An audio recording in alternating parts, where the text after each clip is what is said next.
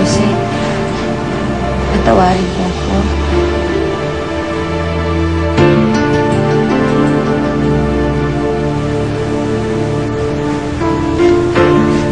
Dito ako nakatira.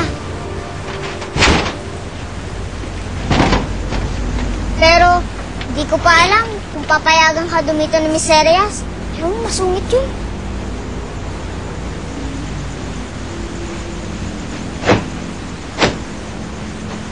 Hoy! Bakit kayong kalang? Ha? Ha? Ngayon lang po ako natapos sa pagdidilensya. Asan kita? Ito po.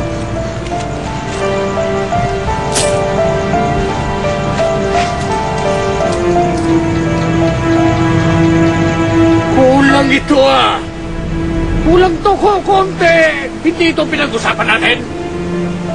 Babawi na lang ako bukas. Talaga!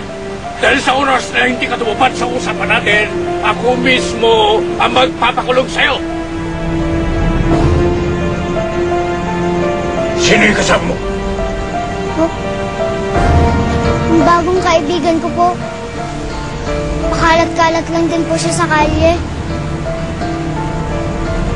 Wala na po siyang ibang mapuntahan eh.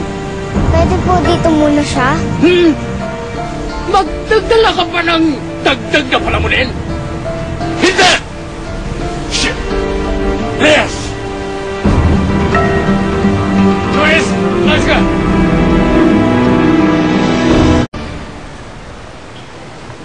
Kamusta na pakiramdam mo, Javier? Maayos na ako. Si Pedra. Nasa mabuting kalagayan na siya. Ako na humihingi ng paumanhin sa nagawa ng kapatid ko. At hindi ko kayo pipigilan kung ano mang hakbang ang inyong gagawin. Kailangan maputol ang kasamaan ni Valeria. Pasensyahan muna tayo, Alfredo. Pero magsasampa ako ng kaso laban sa kanya. Kailangan niyang panagutan ang ginawa niya sa amin ni Pedra. Yes!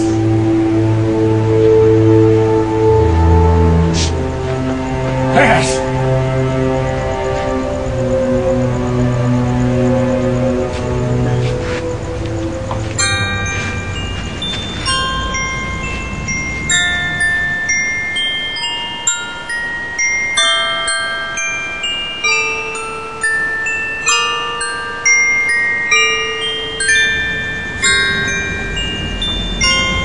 Baliw ba yan?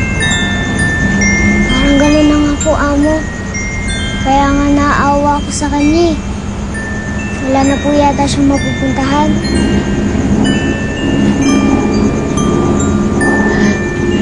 Ako to. At ito yung Prince Charming ko. Ang gwapo-gwapo niya, no? Alam mo ba, nagmamahalan kami. Kaso pinaghiwalay kami ng Evil Witch. Hoy!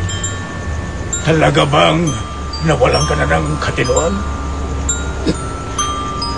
Alam mo ba kung saan matatagpuan yung Prince Charming ko? Hindi. Pero meron akong ipapakilala sa iyo. Si Robin Hood. Siya yung magnanakaw na tumutulong sa mga mahihirap. Robin Hood? Kilala ko yun.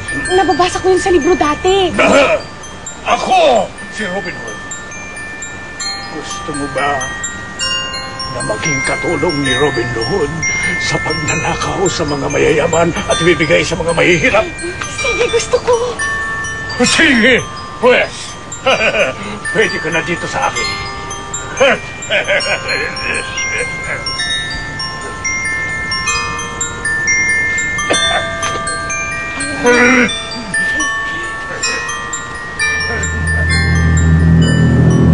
Jose Fernando, iniwan na nila akong lahat. Mga wala silang utang na loob. Ano na yung anak ko si Fernando, Jose?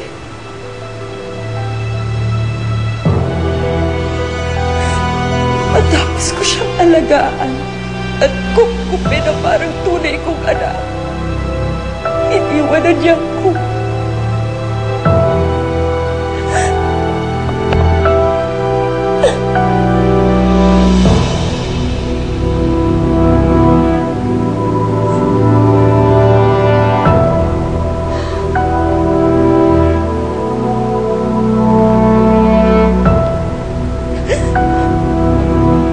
Paano na ako?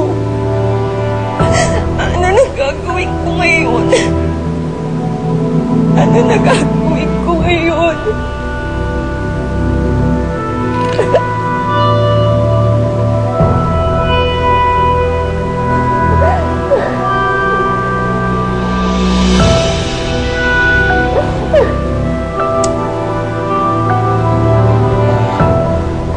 Madam, yung mga polis po nanghahanap sa inyo. Kayo po ba si Mrs. Valeria Altamirano? Ako nga. Bakit? Anong kailangan niya? Meron kaming warrant of arrest para sa'yo.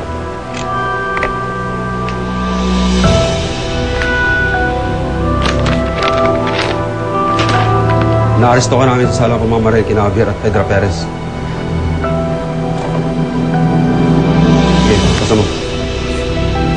Huwag mo akong pupusasan.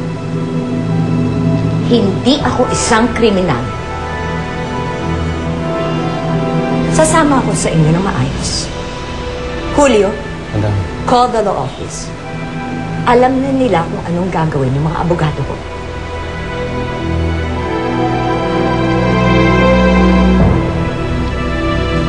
Tayo na. Ano pang hinihintay niyo?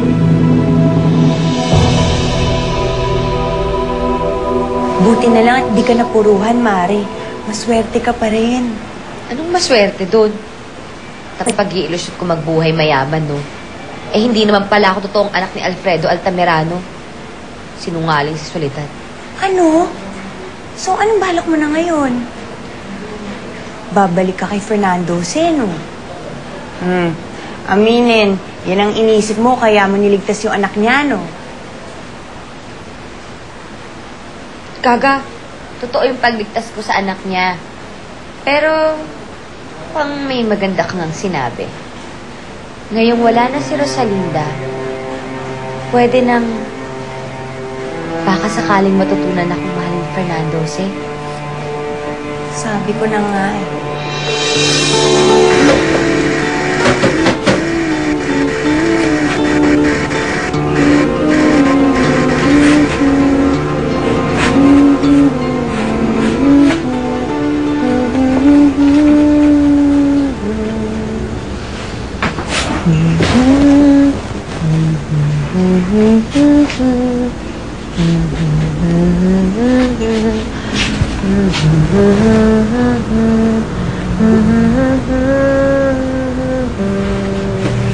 Hoy! Ang aga-aga! Manahimik ka dyan. Ay, maupo ka dyan. Hindi ko nakikita yung napapanood ko. Upo. Hindi ka ba nagagandahan sa kanta ko? Kanta namin ng Prince Charming ko yun, no? Ay, wala akong pakialam. Manahimik ka dyan. Atty. Fernando, ano pong masasabi sa pagkakatakip ng ilan sa Valeria Altamirano sa salang pamamaril? No comment. Attorney, kayo ba magtatanggol sa kanya sa korte? O isa kayo sa maging testigo laban sa sarili niyo comment niyo? I cannot answer any question. Prince Charming ko! Siya ang Prince Charming ko! Siya!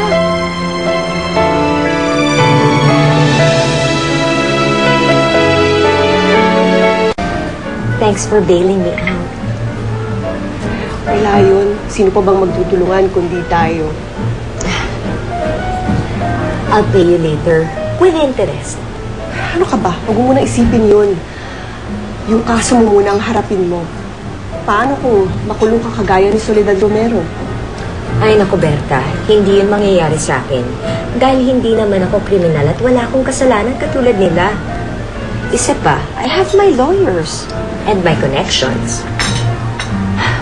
Pwede ko pang baliktarin lahat ng mga storya eh. At sila pang ipakulong ko. So, ano ngayon ang binabalak mo? Lalayas muna ako. Tingnan ko kung mabuhay si Fernando Jose without me.